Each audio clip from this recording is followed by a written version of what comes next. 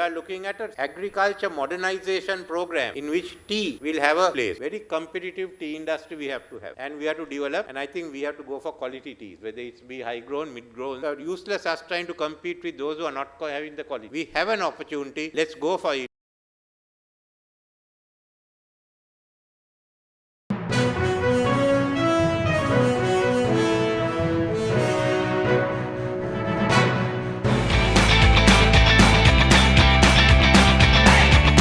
President Ranil Wickremesinghe noted that the government is aiming at an agriculture modernization program in which tea will have a prominent place.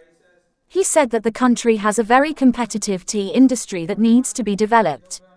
Addressing the 32nd annual general meeting of the Sri Lanka Tea Factory Owners Association at the Water's Edge Bataramala yesterday, he said that the main focus should be on producing quality tea, be high-grown or mid-grown.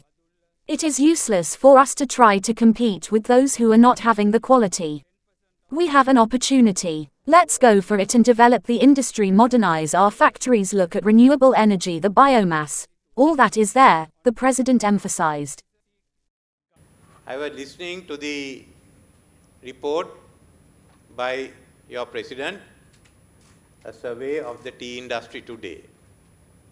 He came out with his tale of woes. That is understandable, looking at what we have gone through this year.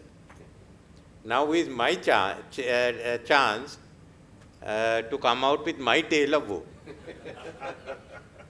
Because I have taken over the Titanic after it hit the iceberg. So you can just imagine from where I have to start. Everything was down. We had declared ourselves bankrupt. Well, what have we got to do? First is to ensure that people can live and there is enough food to eat, whatever be the other difficulties. With this bankruptcy that we've declared, our economy has virtually come to a halt. The inflation, the bankruptcies, everything else that's happening has brought our economy to a grinding halt. How do we restart it? That's what we are engaged in.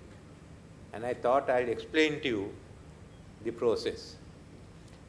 First and foremost, we have to conserve whatever foreign exchange we had and limit the imports so that we could get fuel and we could get fertilizer and medicine.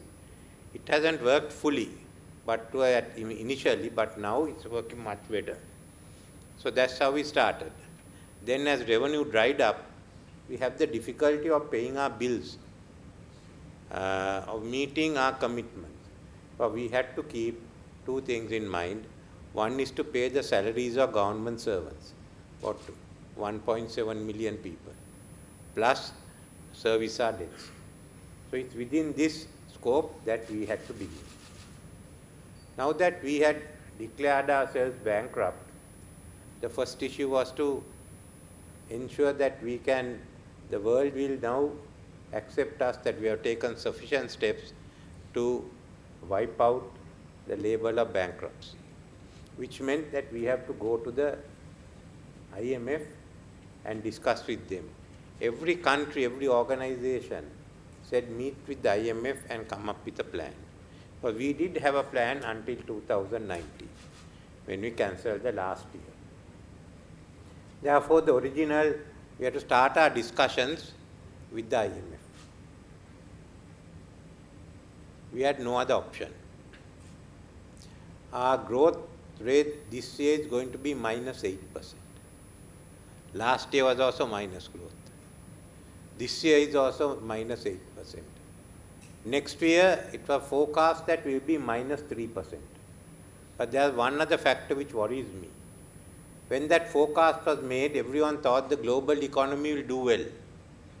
Now all the indications are that global economy will fare badly. How will it impact? Because the rising inflations in the European and the other countries means that the cost of living is going up, which in turn can affect some of our exports. Less clothing, maybe less tea, less coffee. We have to understand that. So we have to get through this year and then go into next year. So we have to manage really 2 years. our revenue came down from 15% to 8.5%.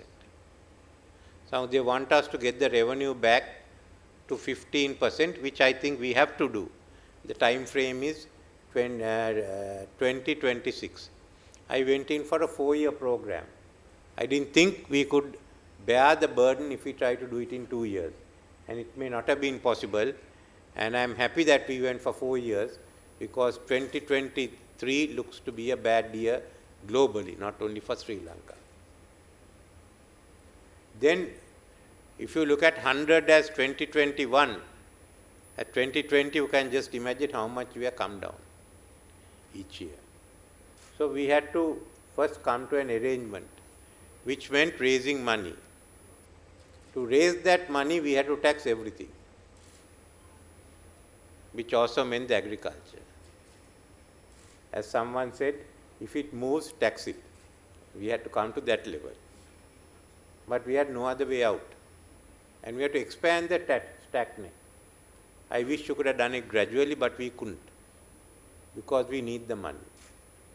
And if you look at the taxes, those who paid taxes up to 2019 got a reduction in 2019. So that's a loss of revenue. Now what we are trying to do is bring it back first to the 2019 level and add a little bit more. So if you look at the 2019, up to 2019, your taxation, and today it's one figure. But if you look at 2020, the gap seems much bigger. But the fact is that we are all suffering. It's not only tax. Our rupee has depreciated and interest rates have gone up. So it's in this context that we have to operate. Ordinary people are finding it very difficult to live. I mean, it's in that condition that we have to come back. So the first issue is to ensure that we can restructure bankruptcy. So we have to start talks with our creditors. When I first went, it was Paris Club. All were creditors from the West and Japan. But we are in a unique position that of 3 main creditors, only 1 belongs to the Paris Club, Japan. Other 2 are outside that, India and China. I mean, China only started dealing with bankruptcies with Zambia. I think India has it for the first time with Sri Lanka. I've already started discussions with Japan, and now with India and China. We get on to a common platform of how we can resolve it, while we will also have discussions on bilateral issues that affect each of the countries. Now, this is the process we have to move. If we can come to an agreement by December, which means coming to an agreement by mid-November and going up to the board, IMF board in mid-December, we'll gain a big advantage. But I don't know whether we can do it, for the simple reason, in China the focus has started now after the party conference. But otherwise we must aim to have it by January. So this is what we are aiming at. And it means that we have to show that we have the revenue and we can go ahead. We start from there. Then how do we go ahead to ensure next year is better? In the meantime, we have started receiving assistance from many organizations. Some countries have given us, others through the different organizations. So thanks to the World Bank, ADB and others, we are having FAO, we are having enough fertilizer. Even countries like US have given us assistance. So fertilizer issues solved. No one will give us money for fuel. So we have to use the savings on fertilizer with local foreign exchange to buy fuel. The next issue is, though the price of fuel has come down now, everyone expects the price of fuel to go up in December, January due to the Ukraine war and winter. So that's the next issue that we have to face. But since we have got fertilizer, we went on the first thing was to revive agriculture. revive agriculture, starting with paddy and then getting on to tea and other crops. So this is one part. If we get a good Maha crop by March, April next year, that will help to stabilize the economy. In the meantime, if we get the agreement, once we get the agreement, the other countries will come to help us. But that takes time to get loans from bilateral loans again. But in the meantime, the World Bank and the ADB is willing to come up with bridging finance. And the whole process will start. So we have to, thirdly, is to go all out to improve our tourism. I think if we can aim for a good tourist numbers by December next year, as it grows progressively, then it starts working. Finally, we need foreign exchange reserves. There is no way in which we can raise it now. There is only one way in which we can raise it, because we exhausted everything else. We have to sell, sell some of our enterprises for dollars, so that we can at least put $3 to $4 billion into the reserve, strengthening the rupee further. It will make life that much more affordable.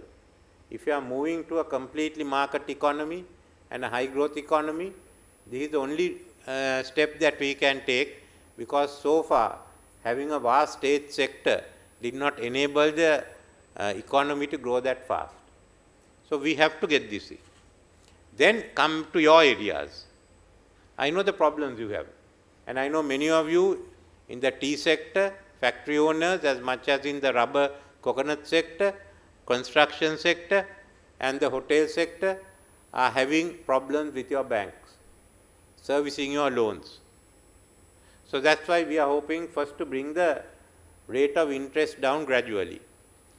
The governor of the central bank has informed us that our inflation is peaking. So by about February, March, that we can see the reduction of interest rates, if not earlier. And if we take all these measures, by mid-year, we'll be able to give relief on the interest rates. It's difficult when the rupee has depreciated and the interest rates go up. But you have to remember that in 2 years, we printed 2.5 trillion rupees worth of notes. So it has to run through the system. There's no way in which we can take a shortcut, but by getting production up again. So here it's a question of how can we help you. We have got the fertilizer. I know we've been deficiencies in other areas. One of the main items, as I asked, is that we have to now pay the fertilizer suppliers. We have decided to pay them, but the money hasn't gone yet. Hopefully with the new taxes and the collections that are coming in November, December, we'll be able to pay them off. We also have to pay the contractors. The whole industry has come down.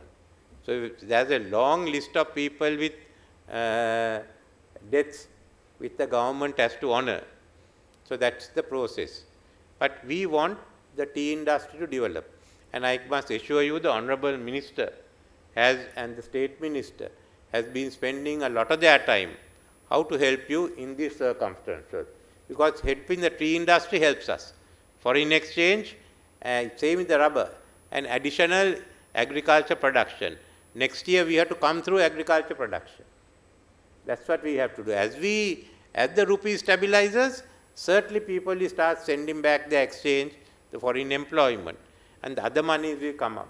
But also, we can't run on this economic model anymore.